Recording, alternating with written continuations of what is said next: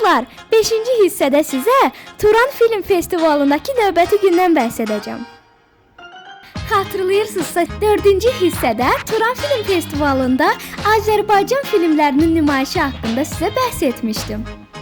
Bacımla mənim qısa metrajlı animasiyalarımız da nümayiş etdirilmiş və böyük rəğbətlə qarşılanmışdı.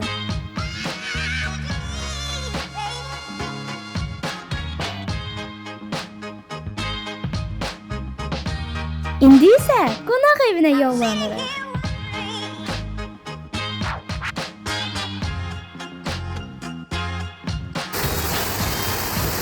İlk nümayişdən sonra qonaq evində Turan Film Festivalının təşkilatçısı dəyərli Alper Akdenizlə nəfis bir axşam yeməyində bir arada idi. Ege Universitetinin prorektoru cənab Mehmet Ərsanın və Türksoyun baş katibi Sultan Rayevin bu yeməkdə bizimlə bərabər olması böyük şərəf idi. İndi isə növbəti gün. Bacım günə rəsm çəkməklə Azərbaycanlı rejissorun və Laçında yaradılmış Soçaz Film Studiyasının direktorunun rəsmlərini çəkib onlara sürpriz edir.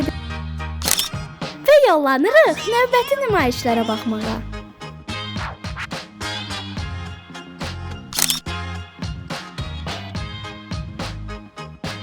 Bu dəfə Qırğızistan və Özbəkistan filmlərini izləyirik. It was then that I gave up fighting the whole. Dostlar, bilirsiniz, Özbəkistan filminin büdcəsi 1 milyon ABŞ dollarına başa gəlir. Bu filmi isə Azərbaycanın rejissor tərəfindən Əsir Bəxtiyar haqqında çəkilib. Burada isə Türksoyun müxbirləri bizdən müsahibəni sizə təqdim edir. Merhaba, ben Natırcan Olcusubcan, ben özüm Kırgızistan'dan rejissörüm. Turan El Aralık Kino Festivali'ne ikinci yılkı. Assalamu alaikum, ben ismim Muzaffar, ben rejissörman O'zbekistondan. Bu Turan festivaliga ikkinchisiga mahsul qilib film bilan kelganmiz, badiiy film bilan. Ushbu filmimiz o'tgan yil o'zi Turksoy tashkilotining Turksoy kino festivalida Grand Prix'ni qo'lga kiritdi. Salam, mən Kəvsər Qurban. Mən İnci Qurban.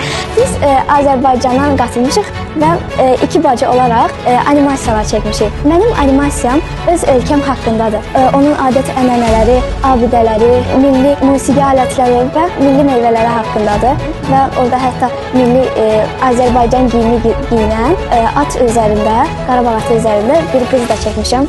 Öz filmimdə isə yaşıl dünyanı, təbiəti həsrətmişəm. Yəni demək istəyirəm ki, hamı birləşsin və təbiəti qorusun. Bu nümayişdə Türksoyun baş katibi Sultan Rayev şəxsən iştirak edirdi. Onunla foto çəkdirib səmimi söhbətimiz oldu. Bu nümayişin sonunda da dəyərli qonaqlar və rejissorlarla xatirə fotoları çəkdirdik. Türk Dünyası Araşdırmaları Enstitüsünün divarlarında həkk olunmuş dəmir rəsmlər bizim diqqətimizi çəkdi.